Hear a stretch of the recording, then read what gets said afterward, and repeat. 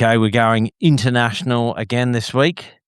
We've got a very special guest in, hardcore raving legend, Suddi Raval. Welcome to the podcast, mate. Hello. Thank you. Thank you for having me. Oh, this would be great. We'll get to you. We'll get to together a bit later on, I guess. But you've made some of the biggest dance music anthems from the past. So I'm sure you've got a wild story of how it all happened. And like we always say, this is a podcast about the history of the scene. So do you want to tell us a bit about your history and how you got into dance music? Yeah.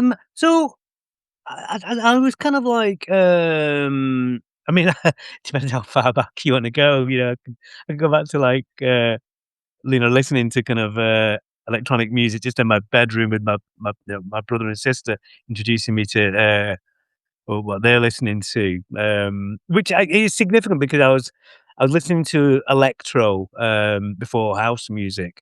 Um, and it was kind of in the 80s. Everybody was body popping and break dancing. It was a real big thing in the town that I grew up in. So that was kind of like my first obsession, if you like, with a genre of music.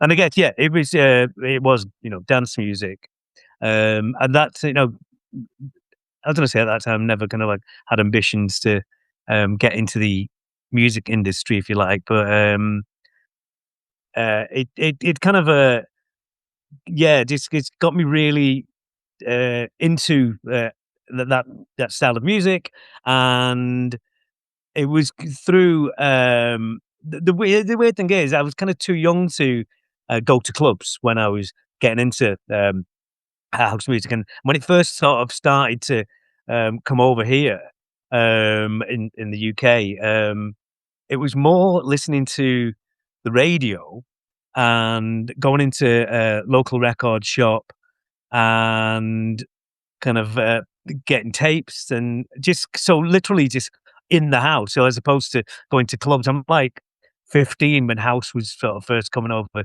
to the UK, and bits of it was starting to get into the charts. And I was just really kind of like into it and becoming kind of obsessed with it. Realized that my whole kind of there's a kind of expression now like you are house, kind of describing you. Um, House as a kind of adjective, and I can totally relate to that now because I was turning house, and I could feel myself, my dress, my hair, everything. And bear in mind, I hadn't been to a club yet. I was just like becoming just completely obsessed with this music and getting flyers from record shops and putting them up in my bedroom, and started to grow my hair and wear colourful clothes. And the crazy thing was I was walking down the street, and the guy called Kelvin.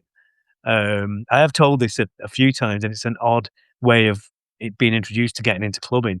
A guy come up to me in the street called Kelvin and just said hello to me, and asked me what clubs I go to. Assumed that I was a clubber in the sense of going to into music, going to clubs based on how I looked. Yeah, the fashion. And Yeah. yeah. I remember it was a chippy jumper. It was a brand which was kind of popular with ravers. Had 3 ducks on it. My sister bought it for my birthday. I just wore it non-stop. And he asked me where I go, and I said, we were talking about music. You could see I was really into it. And um, he's like, "Well, you've never been to a club?" And I did actually. Do you know what? I was thinking about this before I was speaking to you. And I went to like the local disco, which was just the worst place in the world, but they played house music, and there was an under 18s disco, which interestingly, a load of people who I used to go to actually ended up in the scene. A local DJ called Jay Weird, and he's massive now. And some of the members of 808 State, they used to go there. A guy called Shine MC, he used to go there, ended up doing some tunes. And so we were all under 18, and we go to this under 18s disco just to listen to, it's all quite cute, really, that we're just kids, but it's the closest we could do, get into a club. And in my hometown, Ashton-under-Lyne, where I grew up, there was a pub. People who listen to this who are from Ashton will laugh that I mentioned this.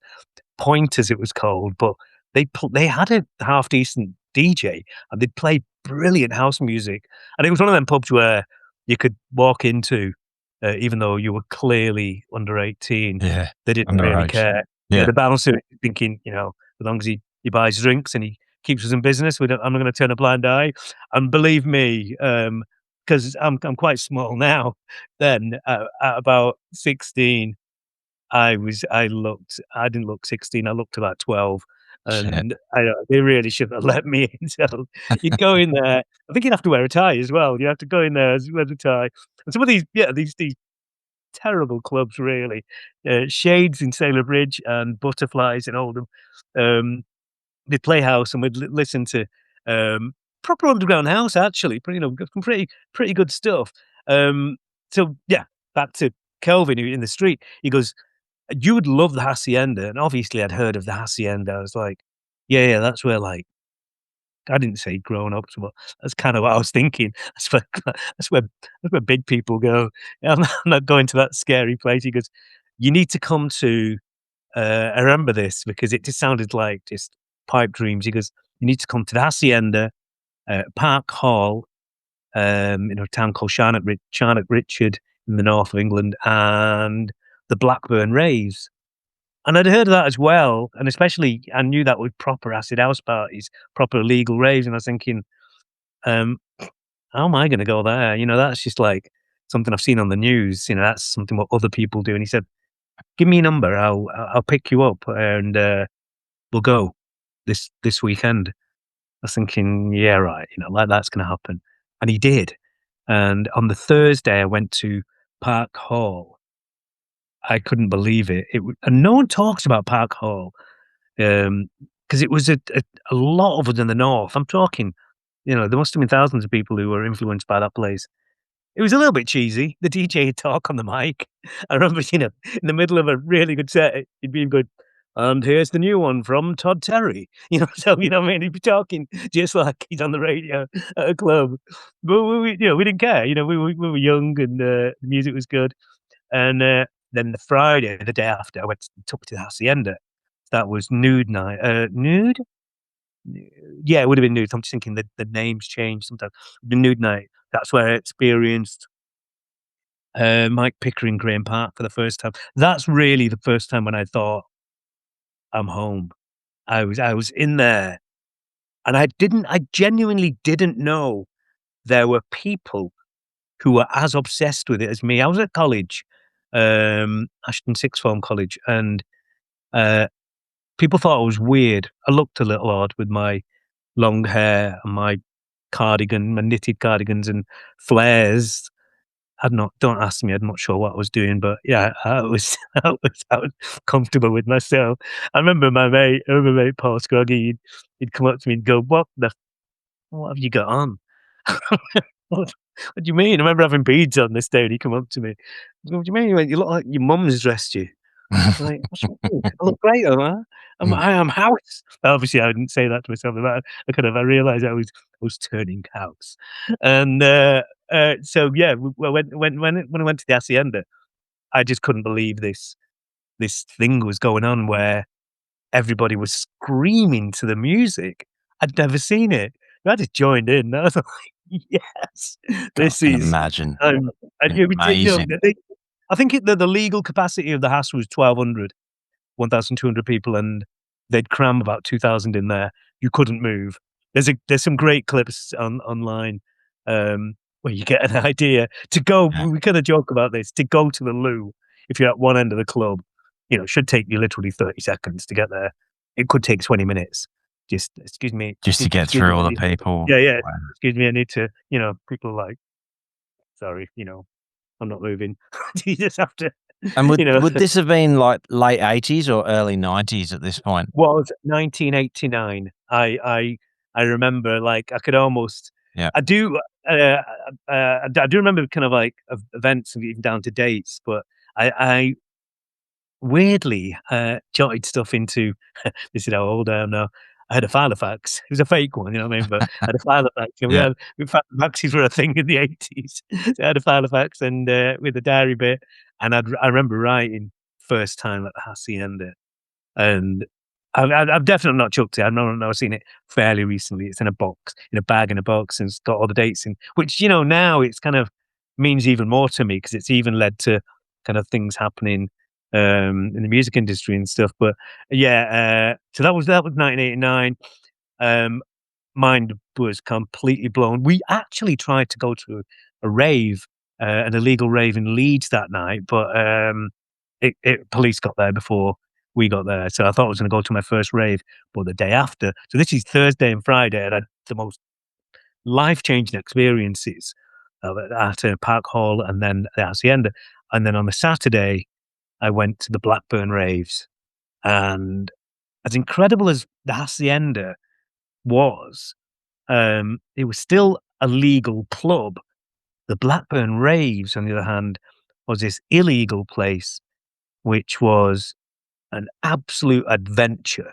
The getting there, you'd have to wait outside a pub called the Set End, and it turns out it's called Set End was just a street. It was called the Red Parrot. I found out decades later, only in the last few years, I've heard people saying that, but it was called the Set End. They'd call it Sweat End, and we'd just wait there um, until this car would drive past, beeping its horn, and we'd jump in our cars every week. This was every Saturday, and follow it, and it would take you to the party, and there would be literally. It was the most incredible thing. It got on the motorway. Sometimes it was quite a bit of a drive away from where we started off. We're all on the motorway, and it's like can be like 2 or 3 in the morning after the clubs, and you look down out your rear view mirror. I was never driving, but you look out the back window, and there's this convoy of cars, single file. Nobody's trying to overtake each other because we're following The that. following, But yeah. yeah, and it was surreal because otherwise the rest of the road was completely empty. But there's this line of cars, of hundreds and hundreds of cars, which consisted of thousands of ravers who knew they were, and no exaggeration, you were about to have the best night of your life every week. And it just when I first went, must have been a couple of thousand people there. Might have been a they put it out. There was a one warehouse. I think it was in a area called Haslingden near Blackburn, but it had a number 7 outside it, and it kind of got informally people call it Unit 7, the rave at Unit 7 because it's giant number 7 for the names of the units. And I think that was the first one, and that there's probably a couple of thousand there. Every week, you could just see it growing a bit more and more. By the end, on the one where, and this, I will come back to this later when we talk about Hardcore Uproar. Um, it was like 10,000 people. To see that, I would honestly, I'd just stop and just marvel at just the fact that we'd all, in a small way, broken the law by trespassing. We shouldn't have been in this illegal thing. So it wasn't we weren't breaking any huge laws, but we were still on property that we weren't legally allowed to be on. But the fact that we'd all kind of like come out in the middle of the night, everybody looked a similar age to me. We're all teenagers. I don't know what other people said to their parents to get out. I mean, that's another story in itself. Just Yeah. to get out of that, just the lengths I would go to, the way I would blag my parents just to get out of the house. It was crazy. I was thinking about this it was good kind of like knowing I was talking to you because all sorts of things come flooding back, and I was thinking, I can't believe how important it was to me. I knew I was and of course I was into the music, but it was like nothing is going to stop me from being Yeah. there every week. You just couldn't miss it. Yeah. I remember one weekend, I had the flu. I had the worst flu ever, and I remember thinking at the beginning of the week, thinking, "Oh my god, I hope I'm better by weekend." And I was just too ill. I was just too ill. You know what I mean? I was just absolutely just. I couldn't get out of bed barely. You know what I mean? One of those Yeah. sort of flu. So I was devastated to have to miss that at all. So it just that's the only time I'd ever missed any of it. But I would do whatever it takes. And I'm not saying I'm proud of this, but sometimes I might not even have the train fare to get to these places. I would just get on the train and Just see the jump train it. again. Yeah, yeah, yeah. That's the expression that we use exactly. Jump the train, and So obviously, to have an expression, it means that more many people might have done it. But I'd hide in the when you see the train, the ticket collector coming, I'd hide in the toilet. So I remember later thinking, why was he not onto that? I did get caught. I did get caught, and I did get in a little bit of trouble for it. Uh, as I say, I don't, I'm not proud of my behaviour, kids. Not to be Mhm. encouraged, but yeah, it was just whatever it took because it was the most incredible thing. Just, honest to God, just thinking about that atmosphere, that music, and the areas. Just everyone come from all over the country. There are people from London, Scotland, Glasgow, Edinburgh, Leeds, where all over the country. And I love kind of like chatting to people going, where have you travelled from? It just blew my mind. It was like, this is fantastic. You know what I mean? Great. Can you remember Yeah. any of the DJs that were playing at them events? Yeah, yeah. The weird thing was a lot of them were kind of like lesser known DJs initially. There was a DJ called Shaq, who was a local guy, a DJ called John Jay, again a local guy. As it got bigger and word got about, I think that like sort of Hacienda DJs were asked to play. So people like Mike Pickering, Graham Park. I'm pretty sure he played, but certainly I remember on New Year's Eve they wanted someone special, and they got local legends, Jam MCs, who were just some of the best DJs in Manchester, and obviously everybody's heard of Sasha. Um, he played, and that was great because weirdly Sasha sort of honed his DJing skills in the town I grew up, Vashton-under-Lyne. And that was just crazy. Sasha was DJing in our local pretty crappy club called Bugsy's, and he wasn't anybody. And we kind of thought, God, this just feels like the best DJ in the world. We did have the best It DJ in the was. world. Yeah, We yeah. literally had the best DJ in the world. Nobody knew him yet, you know what I mean? So we had him every weekend, every at Bugsy's, and everyone talks about it still. We still can't believe that we had that on our doorstep, not realizing, you know what I mean, we really had something special there. And he doesn't talk about it much. No. People in his interviews, he's proud of his roots in Ashton, his origins in Ashton-under-Lyne. I think he just sort of skips past that bit. But yeah, so some big names as well, So yeah, if you imagine 10,000 people were arriving, and it was the crazy thing was, they were put on by two guys called Tommy and Tony. They didn't care about making money. They could have made serious money. Yeah. 10,000 times that by whatever you want to charge. They'd only charge a few quid to get in. You know what I mean? They'd just sort of like, they'd have some costs, sound, and you know what I mean, stuff like that. And obviously they were taking massive risks. There is a documentary on it all, High on Hope, it's called. And yeah, there's it was yeah. So yeah, I'm just sort of just meaning that, yeah, they could obviously pretty much afford who they wanted to, you know what I mean, if they wanted to, but they weren't taking, the mickey with, I'm using language to not swear too much because I know I'm on a podcast. Nah, it's So, all good. they You weren't. can say what you want. Mhm. Oh, right, okay, yeah, they weren't, they didn't take the piss. Yeah. They Yeah. they were very, very much, he still puts parties on under the name High on Hope, actually, Tommy, and he's still got the same ethos, of not kind of like, not kind of taking advantage of people, where he's not in it to make money. He just wants to give people the best time, let people have, what I mean, the best parties. And he did that back then and does it now. He's an incredible human being. He really is. You know what I mean? It's amazing that just so few people made this happen. When I later on found out about it, exactly how it happened, partly through seeing these documentaries and then speaking to people. Um, it's like if they didn't do it, it's simply this handful of people, it might not have happened. They gave, I say at one event there's 10,000 people, so imagine there's different people who would have been going. So imagine there's tens of thousands of us, Yeah. teenagers, youngsters who were our lives changed beyond. You know what I mean?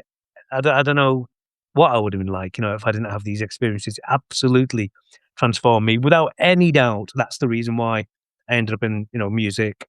And well, I met Jonathan there, which we'll get to, and um, yeah, these these events just completely changed my life, and it was changing everybody's lives. Which it changed the world really, didn't it? Like, it just put house music everywhere. Like, I mean, even in Australia, I would say at some point in the 2000s, like, before that, being a raver was kinda like a little bit sort of secret and, there wasn't that many people that were kinda into it, but then around the mid-2000s, this dance music was everywhere, all over the radio, mainstream TV, and I was like, "Wow, man, this thing has started just from, you know, backyard outfits, and have just created this monster." It's so cool, Yeah. this is the best story, eh? Yeah, yeah. It really that's a funny thing about that. What you're saying is, I never thought it was going to explode. I remember when I was at college, pre-meeting this guy in the street who took me to the clubs, thinking, "Why is this not bigger? This is the best music in the world." Never expecting it to get big. And some people, they take the piss a little bit, saying this music you're into is just a fad. It's just kind of like it's Yeah. like electro, which I didn't see as a fad either. But it did go. That scene did go, came and went, and there was going, and I believed him that house music's just going to come and go. And I was like, well, I don't care. I love it. Can't imagine never being into it again. And I never did go off it. It's like acid house, very much that. Although house as a scene just got bigger and bigger, and goes through ups and downs, and never quite goes away. But acid house certainly almost disappeared for a while as a genre. I never stopped obsessing over it. I was always completely just in awe of all of those original early records and the synths that were making the sounds. It's bonkers how big it got. It looked like you say, it took over the world. The mad thing was, at the time of us kind of going to these parties, I think maybe helped by the fact that they were illegal and people were going to great lengths to put on what, at the end of the day, just to dance. It felt like something huge, life-changing was going on and was changing the world. We felt like that. I wasn't sure if we were just deluded kids. We were just a little bit excited, just, yeah, just and the reality is it's not changing the world, but it was. It actually Yeah. was, what I mean? It's incredible. So is that where you met Jonathan, at one of them parties? It was I can remember the moment. He was, dancing outside one of the warehouse parties. I think it was the first one. There was a mill called Ewood Mill, and I think it was, outside there. This will be in my diary, my Halifax diary, for sure. So I should actually check this out exactly which one it is, because I get asked that a few times.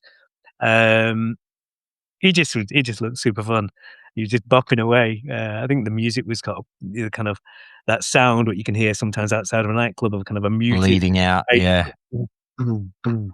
And he was just sort of like, bopping away. But and then, to be honest, even if there may have been cars around, we were just arriving to the rave, and I used to do this noise, which ended up doing on Hardcore Uproar, which sounds like a sampler, which it's been so long I can't do it anymore, because that may be something you Yeah. asked, and people ask me, and I'm like, I can't do it anymore. Uh, hurts my jaw. So I did this noise to him, which I knew people found unusual, should we say, because of the reaction I would get in the playground at school. People used to come up to me all the time and say, "Do that impression of." There was a TV character called Max Headroom, on UK TV called on Channel 4, and he'd kind of like stutter like I'm kind of doing his mouth here. Kind of, it was computer generated, so sort of like they'd kind of stutter his voice like a sampler, and somehow I I could do it. Don't ask me. I didn't sort of stop and go, I must learn how to do that effect. Mhm. I just did it. But I used to make a lot of noises with my mouth, which now I realize, thinking back, my earliest kind of memories of sound and music, I was just obsessed with sounds and rhythms. And I did a lot of noises with my mouth, and that I could do that perfectly. And when I did it to Jonathan, Hardcore Uproar didn't exist, so it's not like I went up to him and said, Hardcore Uproar. I took a line from Roxanne Shanté's Live on Stage and said, "La, la, la, la, live on stage," using that effect, which is in Hardcore Uproar. And I remember him spinning round and going, "Woohoo!" It totally kind of blew his mind, and he grabbed my arm and went, "You've got to do that to these people over here." There was just a big crowd of people, and he didn't know them, you know. Everyone was just friendly outside the Raves. Everyone we all knew we were about to go inside this warehouse and have the time of our lives. And he went up to him and he went, "Check this guy out." I was, 17 years old, very, very excitable. And he, I might have been 18 actually, but certainly teens. Still a kid. And, Yeah. yeah, and he Yeah. goes, "Do it." And he got an entire crowd of people kind of cheering at me. As a kid, I loved the attention. I was a very giddy, excited kid. House music was going on, but these incredible parties are going on, and we kind of yeah. But he was in the music industry, and we kind of just hit it off as friends immediately. But yeah, that was it was super fun moment, and meeting Jonathan was a pivotal moment in my life, and changed everything really for me. So he was already working in the music business. Yeah, he owned he just just still to this day. I don't know if you know, Jonathan's not around anymore. Do you know? Yeah, yeah, yeah. Yeah, yeah.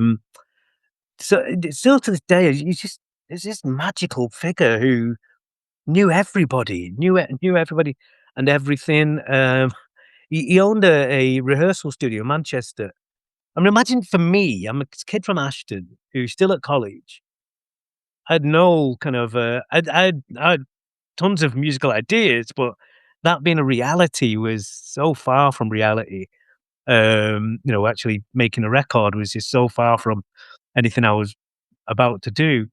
And he owned this studio where some of the biggest artists in Manchester were rehearsing at. He had Stone Roses and a guy called Gerald and loads of local bands, but some of the biggest names. And he said to me, he weirdly said to me, just I don't think a lot of people would say this about people who they don't have a chance to speak to anymore, but he weirdly said to me, "Can I manage you?" On the day that I met him, I didn't fully get that. Um, he drove a Mercedes, which blew my mind as well. I was like, never seen anyone in a car as posh as that. I was very, very, I lived a very simple life. I did. So the whole everything about him just seemed magical. And he goes, yeah, he dropped me off in his posh car and said, "Here's my number. Give me a ring. Come to the studio next week." I was like, "Studio? Wow!" And yeah, he was playing some of the music that he made. And we started talking about ideas and telling him some of the ideas that I had. I can almost hear my voice on an interview that's on YouTube where we were interviewed by a thing what Tony Wilson did, who owned the Hacienda. And I kind of said this exact thing that we got together and got our ideas together and made, yeah, we kind of eventually put the ideas together for Hardcore Uproar. We had a bunch of tunes, we had a bunch, but that was clearly the best one. And he put us in the studio, and we thought we kept chucking more in there. Jonathan had the idea to put in bits of Star Wars. I suggested the intro, um, which was lifted from Star Wars as well. Loads of little bits which are taken from playing the bass. I'll tell you, because this is house music. House music, so Yeah. it's like that, with the earliest sort of big international tune, Jack Your Body there. Bass line was taken from something, Jack the Groove. So many tunes, little ideas taken from other places. The bass line was taken from the movie Assault on Precinct 13 by John Carpenter, one of my favourite films as a kid. John was very unsure, thinking, "Are we going to get in trouble?" I was like, "No, let's do it. Let's do it." The strings were pretty much lifted from Alma Fish by Hashim. The Bleeps, we got the idea from Graham Park's tune, Who Needs a Love Like That, his remix of that. The pianos were really inspired by, look at me, confessing. I've probably never said this like this. So, the Jack That House Boat by Jack and Chill, the pianos in that are fantastic. We put this kind of like this thing together, which it's like load of ideas which all worked really nicely together. I did have this weird ability to kind of write melodies in my head that I knew would work over another piece of music, and that always kind of amazed John. He'd kind of like to say to me like, "Do that thing you do," meaning kind of come up with a melody. And it was years later that I realised I had a bit of a strange talent there, because really, a musician would have to play a piece of music and uh, then perform with an instrument over the top of that to see if it works, not necessarily sort of hear them all in their head. So that was a bit of a bizarre thing, which we'd used a few times when we needed to write tunes. So I remember he had the idea for actually getting the film Star Wars, taking Obi-Wan's voice, which Spotify made me take off for putting on streaming. I downloaded it for streaming, and I got this automatic notice in, "Do you have the license?" I couldn't believe it. "Do you have the license for the voice you have used sampling Alec Guinness from Star Wars?" I'm like, "Well, no, of course I've not got the license. It's acid house. We don't Yeah. have licenses. We just sample what we want." And he said, "Either upload the license, submit the license, or take it out." I'm like, getting told off. So only one person's ever talked about this. I'd seen a comment on the kind of the Facebook chat, someone saying the new version of Spotify doesn't have the Star Wars sampling. I've only ever seen someone kind of like spot it. But yeah, the new, if you listen to the things on streaming platforms, it doesn't Wow. have it in. We, I got caught. I The thought maybe algorithm. you could have, like, recreated it somehow or Maybe I think yeah, there's loads of stuff like that where I think, how would I do that? I mean, now, you mentioned AI before. You could kind of like easily probably AI it. You know what I mean? Get something yeah. very similar sort of voice, and it's yours. So I suppose now, I think back then it probably wasn't, when I uploaded it. Might not have been so much of the AI thing going on. Probably do it, and the thought of doing it with my own voice sort of makes me cringe a little bit. When I play live, I think I do say it over the top, and I think what I can't believe is when people sing, if you wanna call my vocal singing, but kind of like sing along with the Hardcore Uproar kind of like lyrics, which, I find amazing, So I kind of like say that live over the top of the Obi-Wan sample, and I hear the crowd kinda like saying it felt more powerful than you can possibly imagine, and kind of like, you know, throw their hands in the air and stuff. But yeah. So, kind of, the short version of how kind of a Hardcore Uproar got cobbled together. We went into a studio in Manchester, a Spirit studio, where this was all just like proper, not even dream come true stuff, because I never thought I'd ever be in a world like this, going into recording studios where all over the walls were the other hits well, I didn't know Hardcore Uproar was gonna be a hit. Certainly Jonathan didn't either. It was all only ever meant to be this tune which, we wanted to hear in the hacienda. That was our dream. And, on the walls were hits that came out of this place, and it was just like a who's who of Manchester music, 808 State and Guy called Gerald, and just the most incredible kind of a collection of records on the walls. And yeah, we recorded them there. 100 quid. I think it might have been 120. I thought I've got a memory of it being 125 quid specifically. 125 quid, I think it was. And it should be a bit more in the daytime, but night sessions when nobody else is using it, it pays for the engineer's time. And yeah, we kind of started at like 6 in the evening and worked all the way through till the morning. And in an evening, we recorded in one sort of like night session, recorded the demo, and then the week after, we redid it. So there is another version of it, a demo version, which nobody's heard. Um, yeah, recorded, which ended up being the kind of hit record that everybody knows. Wow, it's nuts. So, like, these, like, oftentimes you hear that these big anthems, they just come together, like, really easily and effortlessly, and it's, Yeah. it's just a load of samples chucked together and but it's just done really well.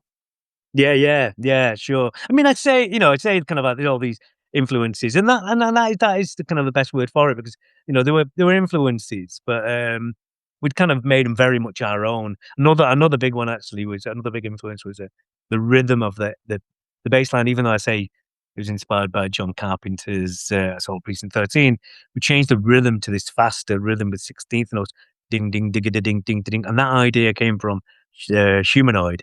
Stack a Humanoid, which was just the most incredible tune in the world.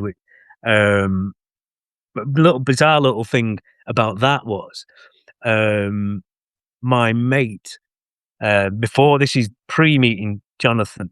My mate Wayne Lawson was doing a music technology course at Salford University, and his teacher was Brian Dugans, who was Stacker's Humanoid, who did that record, and he brought a tape. He played me a tape. I'd kind of got him into acid house, and it's how he ended up going on the music production course because he got into music because I was so obsessed with it. And he played me this tape, and it had like an hour worth of incredible little snippets. One of them was Stacker Humanoid. All of them were incredible.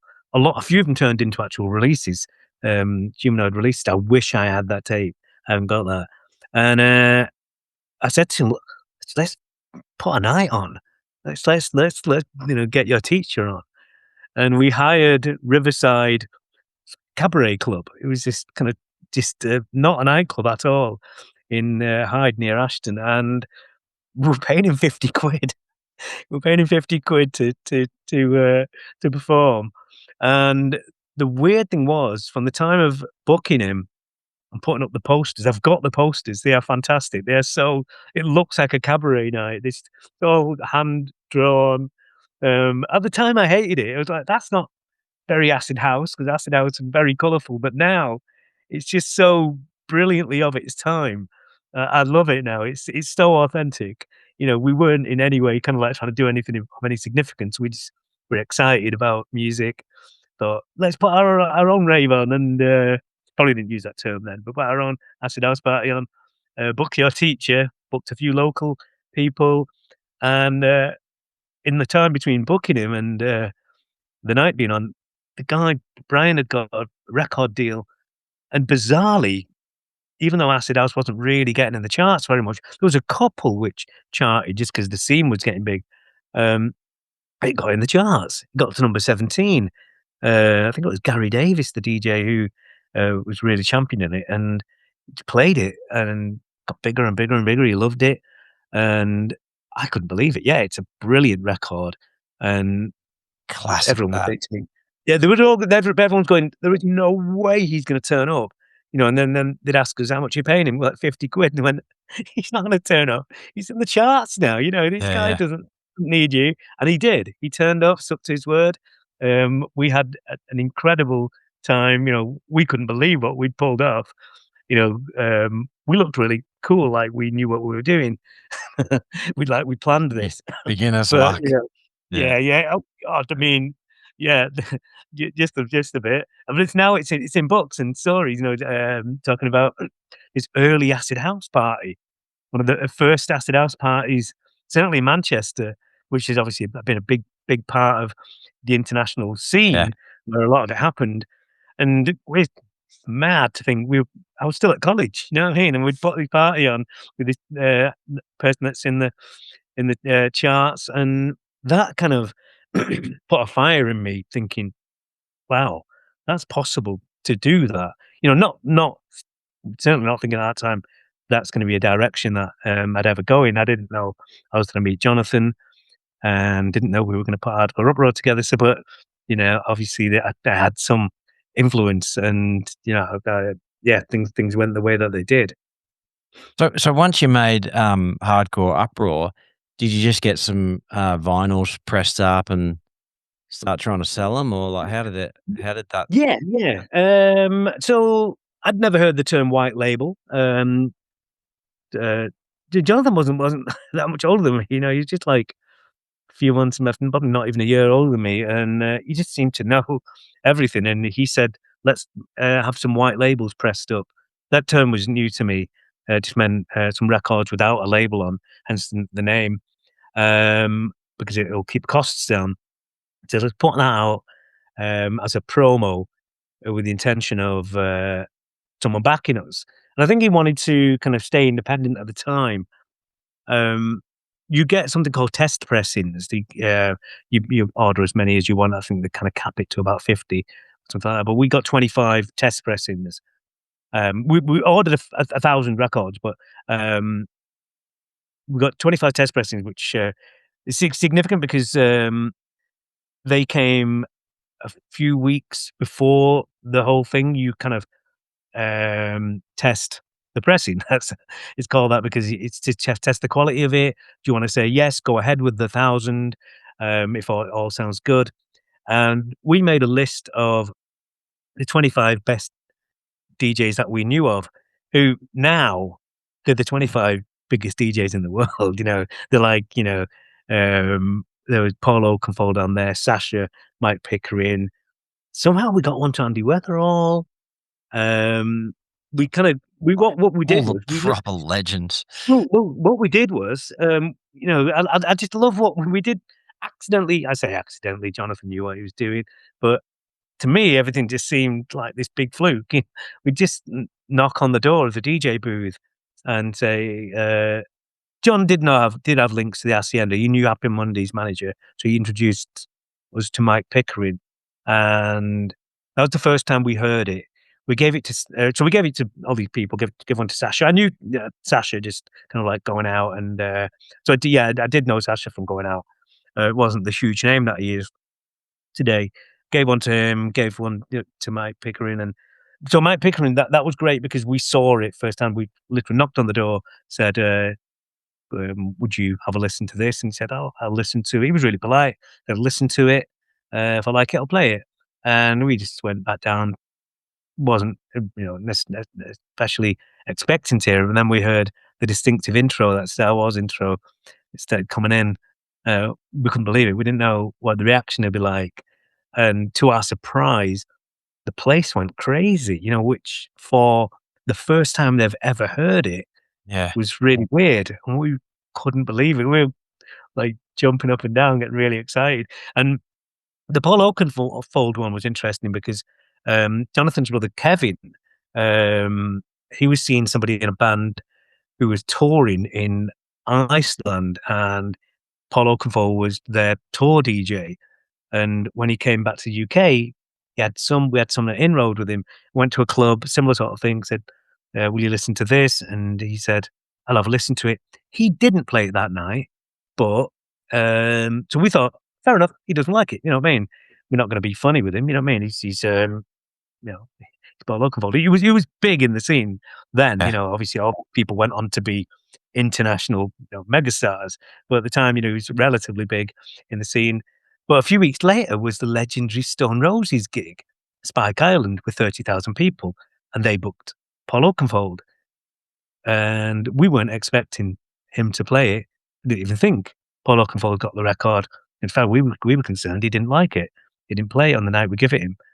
And our tune came on, and we were basically pogoing to it when it kicked in. We couldn't believe it. 30,000 people were rocking away to the Oh, wow. to the tune. And I remember someone saying to us, "Well, you're excited, aren't you?"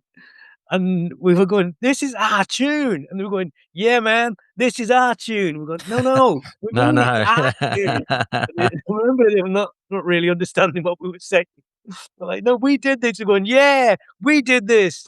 No, we really did this. So that was weird. And actually, people remember it. I remember hearing that record there, and it sounded different. And especially because it had the crowd sampling, which I should actually tell you about the crowd sample. It's a story in itself. In there,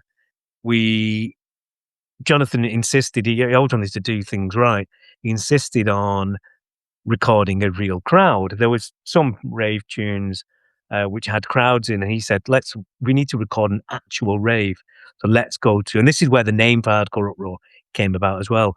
He said, let's go to the organisers of the Blackburn Raves, which were called Hardcore Uproar. And I didn't even know that. It was just the Blackburn Raves to me.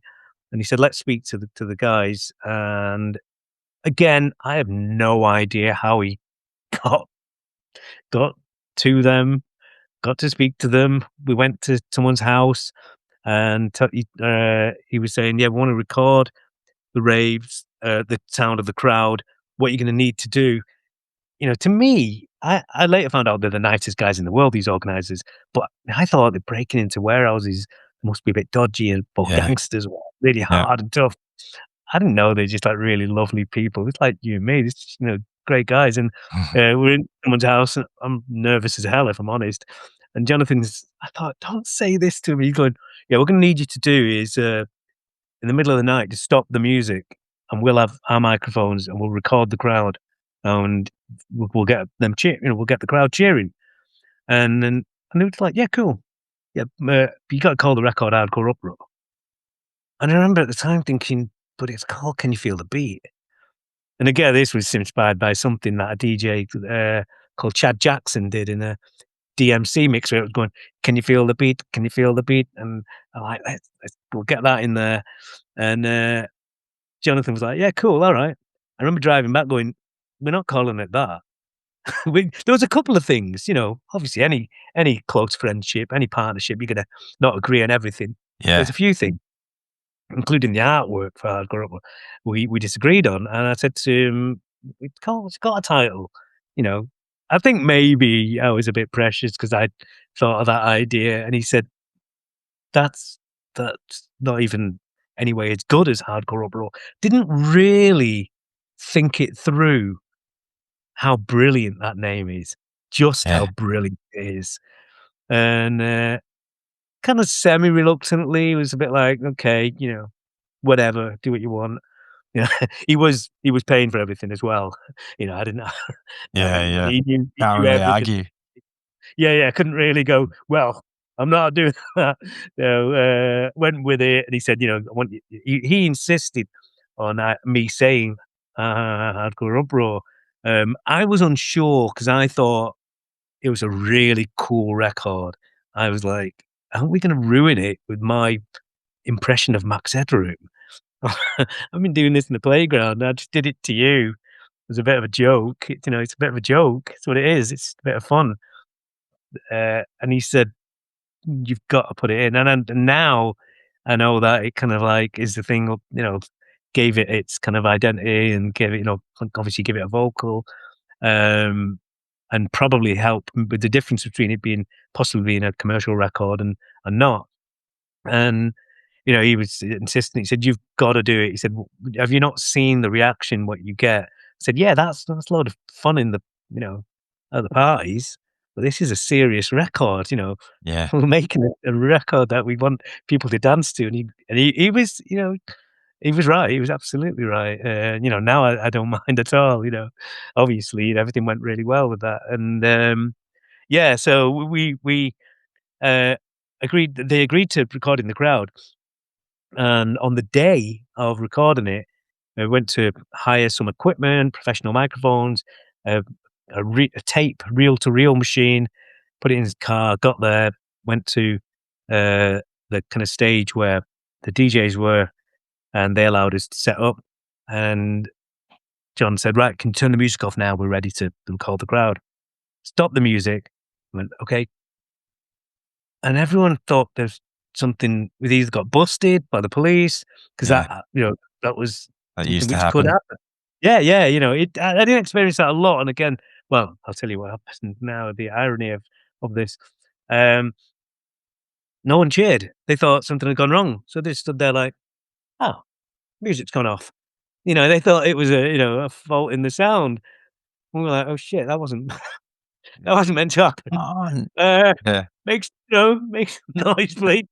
And I think it's my voice where I went, "Yes!" I think that might be my voice, or somebody did it. I honestly can't remember, but when the first person did it, someone whistled, people had air horns, uh, people joined in, Yeah, and yeah. it was a natural build up. So that was I'll tell you why. It was the last party, and the reason why was so it was the biggest. There was 10,000 people there, and so you can imagine 10,000 people cheering made quite a noise, and the sample of it, you can hear it building up uh, amazingly, and that's just the thing. What's in the record? Um, after we got the recording, fantastic, brilliant, putting the equipment back in the car, and as we were putting the equipment in the back in the car, we saw hundreds, literally hundreds, of police with riot shields coming towards us, and Shutting we the road realized down. they Yeah. were just about to. They didn't look like they were too happy because they tried to shut one down a few weeks earlier, and they weren't prepared, and they got a bit of a kicking by the ravers. Shit. We were lovely, happy, friendly people, but you try and stop us from dancing, Yeah. and you might upset us. And I didn't. I mean, I'm joking about it. I didn't like that. Aggression wasn't something in me, and wasn't something I went to parties for. Some people kind of like, I don't know, they almost felt a little bit excited by having a fight with the police. A riot. I'm sorry, that isn't the opposite of a Yeah. party. You know what I mean? So they came back armed with their shields and their batons, and were prepared to. I don't think they were concerned if it meant hurting people, just to put fear in us and stop it permanently. And incredibly, they did. They were just people. I did see people getting hit, and they had dogs, and yeah, just weirdly, we recorded the last ever rave of its kind. Obviously, things happened still after that. There was a load that happened way later called Revenge, which was revenge for that, which I didn't like. There was negativity there. You know what I mean? I sort of, that wasn't what Acid House was about. But we recorded the last rave, and that's what's in the record.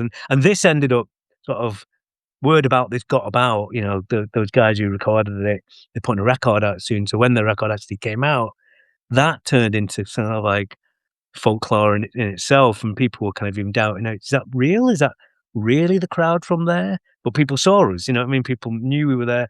The organizers would back it up, ended up in the papers. These disgusting dance music producers together have made this illegal record with an illegal party, the sound of illegal crowds, really kind of like demonizing us, which I never even saw half of these for years later. They look great. these headlines. They look, it's fantastic. We ruffled a few feathers, and I remember one of them saying, "We've attempted to contact together, but they refused to speak to us." I'm like, no, you didn't. No one bothered to We're reach here. out. We're ready. Yeah, I'm ready to go. There were a lot of weird, like with anything which goes big, anything, and anyone who finds any success, you get kind of like bullshit stories and lies, Yeah. and kind of press can write what they want. There was all sorts of stuff. One newspaper phoned us up. Here's an incident where they did speak to us. They said, "Did you intend to write a record about pornography?" We're like, "What?" They said, "Hardcore." It's obviously referring to porn, isn't it? We're like, what? No. And they said, "It says in the record, feel this." They were twisting kind of thing. Yeah. We're like going, God. "Yeah, Yeah. feel the beat, you know what I mean? Feel the music." And then it says, "Baby, please do it this time." And I must admit, they're kind of saying this stuff to you. You ended up almost defending yourself, like, Yeah. really, this isn't anything kind of like that at all. And they're going, "Okay, all right," went away. You thought that was it. Next thing you know, there's this Write headline: a huge "Together story about denied it. pornographic link." Yeah, yeah. And you're like going, of course we denied it. You see stuff like that all the time in, Yeah. in news stories. And then you assume there must be some truth in it. And it was complete bollocks, like, Yeah. no way. So that we got to see that side of the press as well, as much as, I mean, they generally had nice things to say, there was that as well.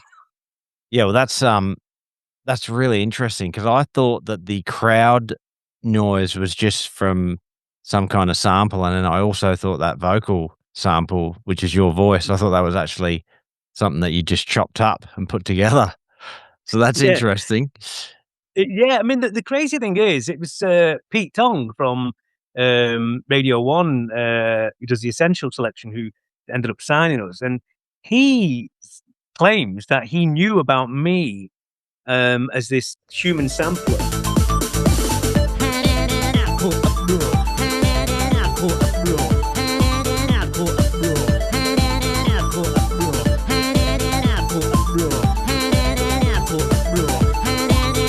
Before he'd heard about the record. And the only reason why there may be some truth in it is because I used to do it in the clubs. Everyone heard samples in the house records, but they'd never heard somebody do it. And me being sort of the giddy kid that I was, I enjoyed doing it to people because I remember, the reaction the same way as I did it to Jonathan. I just go to people and do it. And some people do say to me, "I remember you doing that before the record came out. You used to do it in the clubs." And now it's almost seems a bit weird, that I do that. But I guess nobody else could do it, and in a sense, I probably, we probably wouldn't have done the record if I never did it. So, probably, not such a bad thing in hindsight, but it is a bit odd. Let's just, that is odd. That is strange behaviour. So But that yeah, so yeah, that record was blowing up, and yeah. obviously, I mean, there's some unbelievable footage of Sasha playing that 1991. It's just, it's so good. But so, like, what happened with the labels? Like, who wanted to Mm. sign it? Yeah, so I'll tell you some stuff here, and I'll try not to hold back here, and maybe it's slightly controversial. This is slightly controversial, but this is the truth. Music Mike business. Pickering, Yeah. yeah, Yeah. here we go. This is I'll dish some dirt here, but Mike Pickering was a big champion of the tune, and we owe him a lot. He played it a lot at the Hacienda. Tony Wilson said something, who owned the Hacienda and Factory Records, that this is one record that's played every night here at the Hacienda. And it led to us doing a remix for Tony Wilson, which was just an incredible thing as well. And so Mike Pickering was part of a label called Deconstruction, and he uh, pretty much said he wanted to sign the record, and they'd had some other hits. They signed K Class, they signed Guru Josh, and a bunch of other really really great tunes. And we were absolutely interested in signing to Deconstruction. That was a massive dream. But obviously, it'd be sensible to speak to other labels. If there's other potential offers on the table, you'd have to not have a chat with them. And we did. We had chats with people, and everybody else seemed a bit music industry, a bit businessy, whereas they seemed like lads who were in it for the music. Yeah. And then a lot of our kind of favorite tunes were on Deconstruction as well. So they were our choice. They absolutely were our choice.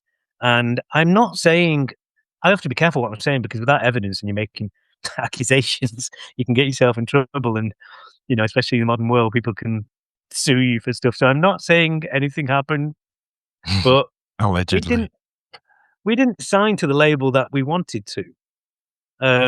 We were told, you're going to sign to these now. And we went to London with the intention of signing to Deconstruction. That's all I know. We thought we were signing to Deconstruction, and we were driven somewhere else and told, no, this is the best for you. Well, isn't what we want the best for us?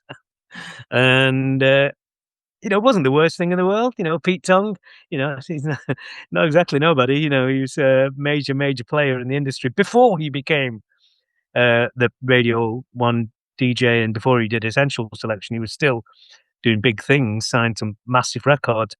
But it wasn't our choice. I wasn't our number one choice, for reasons that um, are mysterious to us. We didn't sign to our number one choice. But like I said, things were still good. We still was successful, and it was still credible. There was still a great label and everything, but does make me wonder how things might be a little bit different. But we were kind of in this really bizarre position where the white labels were out, the track was getting bigger and bigger. There were even a couple of copycat records with similar titles, some of them as well, because we were taking so long, talking to labels. John was really clever. He was saying, I was like, let's sign to whoever comes first. Yeah. Let's sign this record deal. He said, no, let's wait. Let's see who's interested. And we're in a position to take our time. We can sign to who we want. We literally had the most in-demand record in the country, which, and I know that was a fact. It was insane, to think that's, a factual statement. And he said, let's, we call the shots here. We can bide our time here. And it was just getting bigger and bigger and bigger. And it was months before we actually ended up signing on the dotted line. Meanwhile, things did get a bit scary because some people put tunes out where people started to ask, which one came first? Because some of the other ones were getting big as well. It was like, whoa, we're gonna have to sign actually, otherwise, that one's gonna kind of like steal the kind of end up like, blowing it. that we built. John knew what he was doing though. He held back the remaining white labels to keep the demand, which was super clever. I didn't get that. I was like, let's just sell them. Let's make as much Get money as some we money. can. He said, no, think of the bigger picture. Let's keep that feeling of mystery and mystique about it, and not put too many out there. Let's let the demand build. Record shops wanted it. They're going, we can't get hold of the white label. We can't buy it commercially. So the demand for it was just, it was going to explode, and ended up went to number 12, which was, and this is without any radio play. More controversy for you here. Radio One said they're not going to play it, and it was kind of in their rules that if it goes top 20, you have to be invited onto the. You get invited onto the show to play live on the show, and every single person, I think famously, apart from New Order, they did. They kind of apparently sang Blue Monday really badly. Every single song that gets performed live rockets up the charts even more. So it probably would have gone top 10, would have gone even bigger. But they said, no, you're not coming on. And we're like, why? We were literally on our way to the show, to Top of the Pop Studios, and they said, because you're the same label as Orbital, who came on and ridiculed us. Apparently they went on, and because they were forced to mime, they acted like they were miming, taking the piss out of the producers, and that offended the producers. And they said, any other artists on this label, we're not allowing them on our show, and we were the next people. So we didn't get to go on it. To this day, I want an apology for that. We didn't do anything wrong. We were gonna play live. We were gonna, if we asked to mime, we'd stick to the rules. But we weren't even getting a crack at that.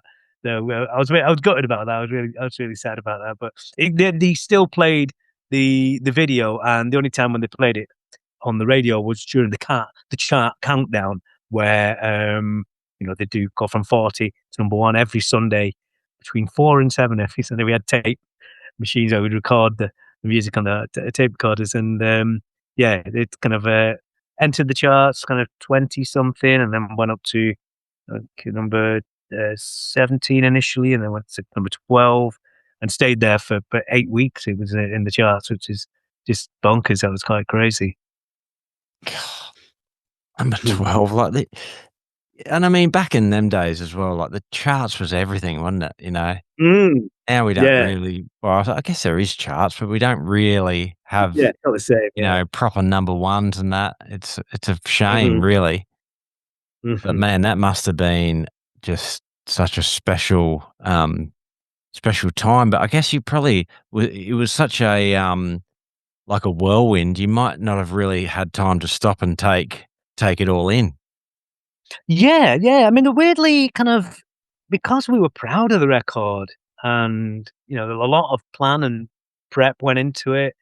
It sort of felt right, it getting as big as it did. It didn't come as a.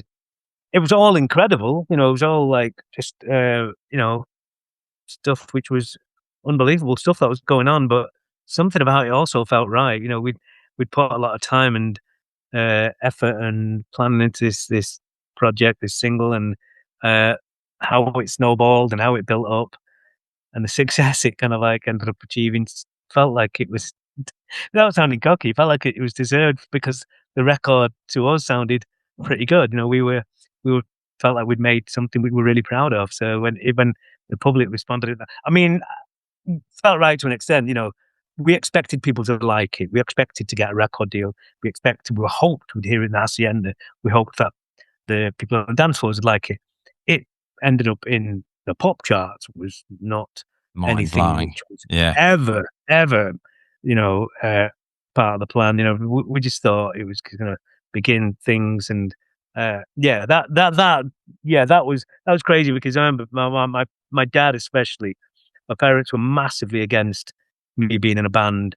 My dad was like, "You're not, you are not being in a band. You're not." I said I might leave college to be in an acid house band. That went down well, and they still just like, no way in the world. And they kind of liked Jonathan for who he was. Literally everybody loved Jonathan, and they adored him. And when they realized that it was with this guy who they saw as really responsible and successful, they were like, "Oh, okay. Well, Jonathan might not be such a bad thing." So I was lucky in that, I was doing this with John, and they were kind of let me do it. And I was still at college when the single had got in the charts. And when it was on top of the pops. Previously, my dad was like, "No way, you've been in music," and he went round Ashton Market going, "My boy, top of the pops." And I'm like going, "Bloody hell, Awesome. him again, bragging about his son." This went up to random people. Everybody knew him in Ashton. Went up to Uh, everybody. You could tell, "My boy's on top of the pops."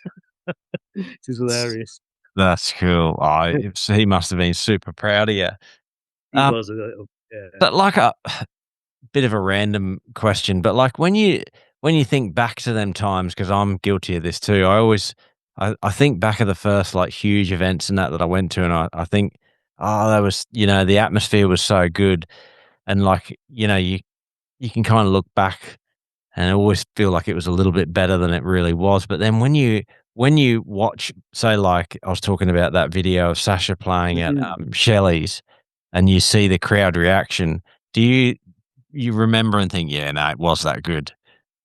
Yeah, no, it's interesting you're saying that because when it happened, it was just, I talked about kind of going to the raves and that hacienda, people cheering.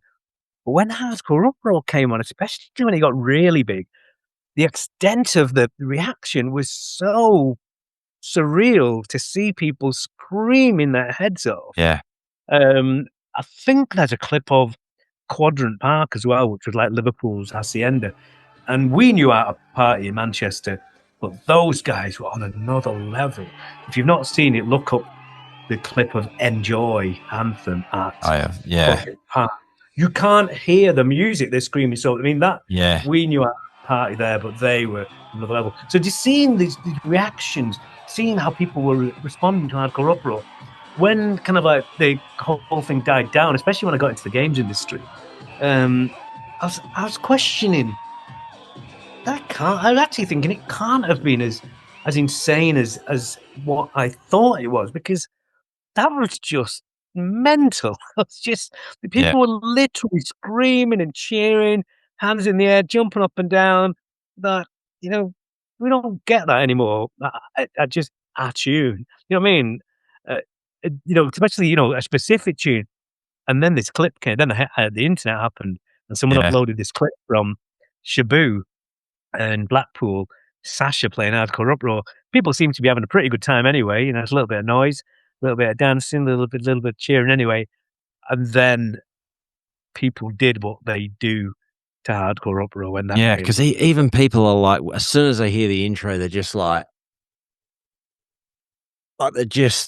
they've obviously been waiting all night to hear it. Like, Yeah, yeah, yeah. It just. it's yeah. I thank that clip and whoever uploaded it for evidence that Yeah. I didn't imagine it. I was like, thank God. I must admit, when I saw it, I couldn't believe it. I was like, wow, it's even madder than I remember, in a good Yeah. way. It was just like, wow, yes, And man, that's sorry my to point. Yeah. jump in, but like if you I think I was probably, just through luck, one of the first people to ever share those videos back in on Facebook, way back when they first come online. But if you watch all of the parts and you can hear like Sasha mixing, like Mm. I've said this once before on the podcast, like in back in them days, you could have probably just barely even beat matched and no one really would have cared as long as the tunes were good. But he's like playing a cappellas over the top of records, mixing seamlessly, blending from one to another. Like he's a proper like magician even back then. Yeah, crazy. Mhm. Yeah. Yeah. No, but the thing about it, actually, he was a classical trained pianist. Ah, okay. So I worked with him on a couple of records um, after getting into the music industry, and he wasn't accidentally pretty good musically as a DJ. He was a proper musician who Yep. then DJ'd, classical Yeah, music. okay. Yep. So he knew his stuff and listened to his productions. They're immaculate. His DJ sets are immaculate. I was so lucky. I don't know if you know, I supported him last year.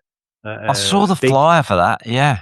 yeah, just a weird little thing where for years I thought, well, all that connection with Sasha, amazing as it was, being in the studio with him, nothing like that, even performing with him, working with him, is never going to happen again. And just last year, partly, just through doing my online acid sets um, in my studio, I got asked to support him. And I'm pinching myself. Remember the guy who phoned me up? He's a friend, Steve, Steve and Chris, and he phoned up and he goes, I think he said something like, "You sat down." It's like, "What is it? I'm on my way out." I haven't got time. He went, you believe me, you wanna wait a minute for this. Would you like to support Sasha? I went, what? Yeah, and it was everything. So it's all come full circle, having Yeah. to get the chance to play with him again. But yeah, he was just always incredible, even at the early Bugsy's nights in Ashton, and when he ended up getting massive, as if when he's on the front cover of Mix Mag as the Son of God, all this stuff. Yeah. He was just his timing was perfection. He was always a perfectionist because of his musical background. You know what I mean? It kind of Yeah. makes sense. He had that training, and then he applied it to DJing and house music, and he was just the best. And incredibly, he's managed to stay at the top of his game. You know what I mean? Always brilliant, still brilliant. I don't know how he does it. Like he did a tour of I think he pretty much comes to Australia at least once a year. But a couple of years ago, he did a tour where he was like back to back shows, huge, massive gigs. And I know the promoter from Brisbane, and he'd said, "Mate, his dad just died," and he literally went on stage and just rocked the house. Like, and Wow. I just remember afterwards, I was thinking, what a professional to be able to do Wow. that. To Yeah. just do your job. He knew there's no, Mhm. nothing. Not doing the gig's not going to help anything. So he just turned up and played like an absolute killer set. It's just nuts. Wow. And Yeah, it shows what and a those dedicated. guys are still touring so much. Like it must take Yeah, a toll yeah. on you. Yeah, yeah. I don't think it is. Being as big as he is now, I think he can call the shots now. It's on his terms. The Yeah, place that I played was this beautiful mansion. So I think he decides where he plays. He doesn't play a lot, but it seems like a lot because he's still playing. You know what I mean? yeah, 35 years later, he's still at it. It's incredible. And he decides what venue. So he won't play any crappy little place. He'll play yeah, yeah. his best places. You know what I mean? Always massive sellout shows. Yeah, Yeah, yeah. This was the place where I played with 5,000 people. It's like, I mean, I was more excited about seeing him DJ, and to even yeah, see him after and catch up with him was amazing. I hadn't spoken to him in decades. that was brilliant. It was really, really great. I Wow. was excited to see Yeah. him then as I was back in the day. It was brilliant, because obviously he's just elevated to godlike status since then, Yeah. yeah. So, yeah, he's still the same as well, still a lovely guy. Yeah, great. Amazing. So cool. So let's talk about the video games. Like, Yeah, yeah. because that's obviously been a massive part of your career. Mm, mm. Yeah, so, I said earlier that kind of started out with a mate being, into dance music, buying records. Steve Pickford, he was called. He was the director at a games company, and supposed to be one-off. I thought, yeah, it'd be a nice little thing to stick on my CV. Didn't think I'd still be doing it, but thank God I did because I enjoyed it. At first it was sort of a way of um, kind of like supplementing my income when I didn't have to rely on gigs and selling records. That's what I was doing prior to that, and some great projects were coming up. The thing, one of the turning points was doing this game called Wetrix, where they allowed me to do what I want, and I thought, right, okay, you don't want to do that, or I really will do what I want. And I just got my 303 out and started sampling the 303, and famously the 303 acid house is the characteristic of it is changing the kind of like the cutoff of resonance live, and you can't do that in a video game live, but I can pre-record all those little things. So I put hundreds of little samples into it was a Nintendo 64 at this time, hundreds of little Nintendo 303 samples, and changed them, programmed them so that I was triggering the different settings. So you can hear this acid house record that seems to be kind of like controlled live. Obviously, it can't have been a recording of the music the way that you can today have like an actual audio recording. It has to have been sequenced. So I was kind of like clever with with what I was doing then, and put proper acid house in, and the soundtrack got received really positively. Uh, and working with Nintendo, decided to it's kind of like it was a whole new chapter for me because whole hardcore uproar, whole music industry that was pinching myself stuff, and I was kind of doing it in a new way. I was getting music out to that was thousands of people, maybe hundreds of thousands of people. This was going out around the world to millions of people in their homes. So there was a new buzz, a different kind of buzz with doing that. And um, then, yeah, it wasn't kind of too long after that where the company I worked for at that time, same company still, Nintendo noticed us as producing good music. That wasn't really me. That was more Chris Jojo, who was an incredible video game musician and guitarist. And we were putting some really half decent music out, and they asked us to do a Mario title. So that's another thing which I'm really really proud of, to do a Mario title for Nintendo. And then stuck in the industry. It's been like so that was 94 when I started. It's my 32 years. I've been in the games industry now. So I've never stopped doing music. Still going Still do strong. in my club stuff, but I can do. And the company that I'm with at the moment, they're brilliant. They absolutely encourage me. They say, we know you come from a background of dance music. We're not going to try and stop you doing that because it's where your creativity comes from. Carry on doing it. Still DJ. Still perform live. Still put records out. Let us know what you're up to. So it's all very open. But brilliant. I've That's got their cool. support. So yeah, I do that and still carried on. The one thing, what was exciting was I'm a big Star Wars fan. Probably no surprise because of Hardcore Uproar having Star Wars references. We're doing Star Wars games, and I was making the Lego video games, which was um, bonkers.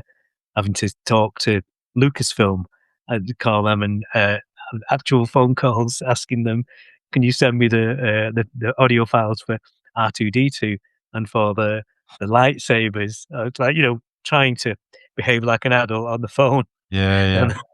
and, really, I'm thinking this is actually really happening. It was really incredible. I did the game for Clone Wars and also The Force Awakens when obviously Disney bought Star Wars and put their first Star Wars film out. So I got to see the film before it came out, and the downside is I got to hear the spoilers before the film came out. I didn't want to read the script. I was given the script, and I remember saying to my boss company, I said, "What do I do about spoilers?" He said, "You can't avoid them." massive Star Wars fan. I really don't want to know. He went, well, you could leave. And obviously that, he's being sarcastic. I was like, Yeah. no, I don't do that. But yeah, so that was the downside. The thing is, uh, they in the script, they didn't put the bit where you've seen it, I assume. Everyone's seen the kind of Yeah, a short long film. time ago, yeah. They didn't. Well, they didn't put the bit in where Han Solo's son kills him. They left that out of the script that we had for the game. So they kind of so that wasn't leaked, so it couldn't get leaked. So when I was in the cinema, I got the same surprise as everybody. I was like, "Oh my Wow. god!" Yeah, Yeah. yeah. So tons of fun working on loads of like Oh, crazy it's big that names. secretive that even like a Yeah, yeah, yeah. We were, the kind of NDAs, the contracts we have to sign. I was working on like the Nintendo Wii before um, anyone even knew of its existence. We'd had that like a couple of years before, working on stuff like Harry Potter direct, not speaking to J.K. Rowling directly, but getting feedback from her as to what she thinks about certain things in the game. Actual communications with John Williams, the composer of yeah, Star Wars, and working on Indiana Jones, Jurassic Park, just there was Batman film games. It was some amazing titles. It was so much fun, doing that for. That was Warner Brothers where I did that, but my previous company. But loads of yeah, fun, loads of fun. So yeah, still at it and really enjoying it. It's a fun, obviously it sounds pretty fun. My job is making sounds, which I love doing, for games, which everyone loves doing. You know, the two things together. It's yeah. a dream come true, really. So I feel really fortunate to be still doing that. Definitely. So are you, like, using just stuff like Ableton, or are you using synths and that to do that, or I use kind of like it's a DAW that's anyone don't know that, a digital audio workstation, which Ableton is. It's Apple's um, version is called Logic. So I'm okay, using yep, like Ableton, Logic. We do a lot of Foley, which means kind of like recording the sounds. It's a film term, so we apply it to games, doing all sorts of stuff. Like, say, give you a little example. Say something like, might not be easy to record the sound of snow. You know what I mean? You need the footsteps of walking into snow. The sound, if you close mic a bowl of sugar and put a spoon into it, you get that sh sound. Sounds exactly like the footsteps of snow. So, little wow, Foley tricks like that sound real in the game. They sound great in the game. So, yeah, we kind of like have the microphones I've got now are using for Foley recording, and I'm using it here right now for the game work. So yeah, make all the sounds, and we have a musician, a brilliant musician. I do a lot of music myself because I'm the audio director of the place. So I'm in charge of all the music, all the sound and music. I don't get time to. I initially did all the music, but now I have a team around me. We're all brilliantly talented. So it's tons of fun. Tons of fun doing that. unreal. Um, we'll get into some rapid fire questions, but Okay, go for it. I just wanted to ask you, like, what's the most proudest thing, that you've achieved in your career that you think of? It's unlikely that anything could ever be what Hardcore Uproar was. That's without doubt. Um, it's funny because it was so early in my career, but Yeah, it's had to top it. the most incredible thing. Yeah, and it'd be hard to ever be that. And I doubt nothing will ever come close to that experience. So without a doubt, Hardcore Uproar. And like, it's really a piece of history, isn't it? It's like a piece of rave history. So, Yeah, so cool. yeah. I love what it means to people. Just I get people telling me all the time. People saying it's their favorite record, but even just when they're just saying how much they love it, what it means to them. And this is even now, especially playing, going out playing live with peers, people in other bands. Them telling me their stories of when they first heard it, to the extent of some people even saying they got into making music a bit more like that. They were musicians already, and then they got into it and then found success in the industry. Hardcore Uproar influenced them. It's amazing. I love what it means to people.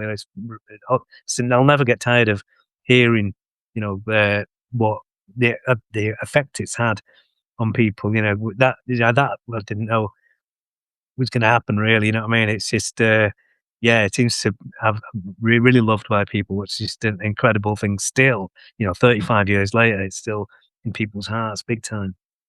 Bonkers, eh? Like, it would just be there forever, really. That's such a must make you feel really, warm inside knowing that that is just Yeah. gonna be there for eternity. Alright, what's your favorite rave venue ever? Tricky one between Blackburn. So obviously the venue changed depending on which warehouse they broke into. But if there is one specific place, Hacienda was Oh, really? Yeah. one special place. The first time I went there, I tried to go um, as much as I could. I got a part-time job at the Jam Factory near us, and we were called the Jam Factory for a bit. Jonathan found that really amusing that I worked at a Jam Factory, and the original version of Hardcore Uproar he sent to the local paper, and we didn't have a band name. He put it as the Jam Factory, and I went mental. And do not call us that. I don't want anyone to know I work in a jam factory in the evening after college. It's cool. And Yeah. now thinking about it, it sounds like a bit like an 80s band name, the Yeah. Jam Factory. But I was embarrassed. So we changed the name. But yeah, Hacienda, and that working there, I mentioned that because it gave me a few quid to go to the Hacienda a bit more. And some nights, some weeks, I'd honestly go 5 times in a week if I could, including some of the nights where they weren't even that great. They were empty just to be in that space. It was just the most amazing place. A track that still gives you chills today. Uh, there are a lot, but let's just I'll pick one. What Time Is Love, the original What Time Is Love by the KLF. I absolutely still love it today. God, that's a good tune, yeah. Can I say Uh, another one? Can I say yeah, two? go, yeah. Uh, from Chicago. Um, Can You Feel It, Mr. Fingers? Still just sublime, beautiful piece of music. Absolutely love it. He did something ahead of its time, and it's not aged a dot, it's just brilliant. God, 2 absolute classics there. Uh, your biggest influence? Is this musically or just Yeah, anything? yeah, say musically. Musically. Weirdly, not even dance music. I would probably say John Fox. 80s kind of sort of new romantic synth legend. Did some incredible albums. Didn't realize um, this stuff was probably having an influence on me, listening to unusual beats and sounds and really moody music, fantastic stuff. So he probably was the biggest influence, I'd say. Yeah. Oh, wow. I have to look him up. One thing the '90s did better. Um, no phones. Oh, yes, I agree with Yeah, you on that. just being everyone's just into the music. Do you know what I mean? Now it's unfortunately people are kind of like filming themselves and on their phones. Do you know what I mean? People were just there into the music and that, you know what I mean? It's like there are clubs. I know there's new clubs that are saying no phones. There's a club popped up in Manchester, saying we have a no phone policy. And when I went to Pikes not that long ago, can make me feel nervous that they were putting a sticker on my phone. I thought they were going to take it off me, and it was brilliant. Harvey was playing, and no one had their phones out. It was heavenly. No phones, you know what I mean? It's rare, Yeah, you know what I mean? So that's nice to see people just without phones and yeah, just into the tunes. like going back in time. Mm. One thing today does better. Today does better. Controversial one, but I suppose the fact that you've got access to music, there are pros and cons to that. Nobody's getting paid for it because there's couple of streaming platforms who are just sort of like ripping everybody off. But, I can't be too much of a hypocrite about it because it also means that anything I want to hear, I can hear. I You know know, what I mean? It's not, there is the plus to that, you know what I mean? So that's quite nice. yeah, it's good and bad. It's funny, like I've always I've always kind of thought of, say, like Spotify and stuff like that as just being really wrong and bad for the artists and all that. But then I listened to a podcast a little while ago with Simon Dunmore, and he Mhm. kind of puts a different spin on it and says that, yeah, if you're not selling many, like if you're not doing big numbers, you don't get much money. But if you have a hit record, it can become a hit record just forever. Like, you Right. can keep he said, like, back in the day, we used to have the vinyl, we'd sell the vinyl, the CDs, done. That was it, that was all you Mm. earned out of that one, but he said, "Now, you can sell it and it keeps going, keeps tracking, and then someone else will play it and it has another little spike again." He said, "There's Mm. good things about it, but I guess it just hurts the small Well, yeah. Oh, small with guys." so you saying that, I guess one great thing is that, 'cause I did some teaching for a little while, and I was teaching this, one great thing in the old days, it was impossible to get into the music industry. I had Jonathan to, thank for my introduction, but kids can just go on any of the distribution, sort of websites, upload their music, whether it's good or bad, that's, a different matter, but you can crack, you can start your career off just by uploading it. So there is, yeah, there's that as well. It's not as impossible to kind of start in the industry, I guess. Yeah. So there is, Yeah, you know what at least you can get started. I mean? One night you'd relive from the old times. Maybe, there's a couple of nights, and they're in Scotland. There's a couple of just Scotland. unbelievable. Yeah, the Scots took to us in ways that I don't know why. The extent of they still, most of my bookings are there still, and we think we know how to party in Manchester, in England. Oh my god, we ain't got a clue compared to them. They party hard. We're lightweights compared to them, and they're all like they're properly um raving hard. Mental. Yeah, they yeah, there's a couple of there's one night with the slam DJs who put on 808 State and Derek May and John De Silva, Alex Patterson from the Orb, and they told us they'd put us on there because I did a small club night for them and at the sub club. He's now legendary, but they said they'd what do you call it? They'd put us on this big festival. What they were doing, that was just. There's a clip of it actually on YouTube of when Hardcore Uproar comes on. It's that it kind of makes me tingle a little bit when that to seeing that, and also there was one. So there's the street rave party, which was people talk about it all the time, which is in Ayr part of Scotland, and the hacienda. I think it's the 8th birthday party where Paul Oakenfold played it at about 10 o'clock, which annoyed Mike Pickering a bit. He was like, "I was going to play that at midnight." Had we Oh, played it okay. again. But it sent the crowd even more crazier. But balloons came down, and they don't normally do that kind of thing at the hacienda, but they pulled out all the stops and we, hearing our record in the hacienda on the midnight birthday party. It was really special. It was one hell of a night. Incredible. And the most important question, what's the BPM? What's the best BPM if you're gonna run a night and you wanna keep people dancing? I feel like things have sped up a little bit since back in the day, but right now I like 128.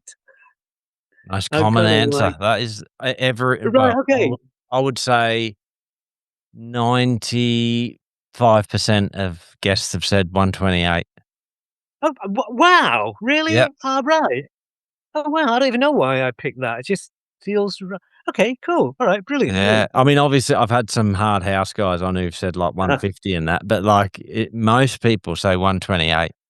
Oh, that's amazing. Yeah. Right, okay.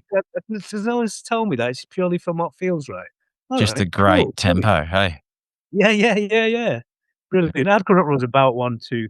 1 point something, and I say that because the original was 120, but we sped it up a bit on the kind of like during mastering stage on Yeah.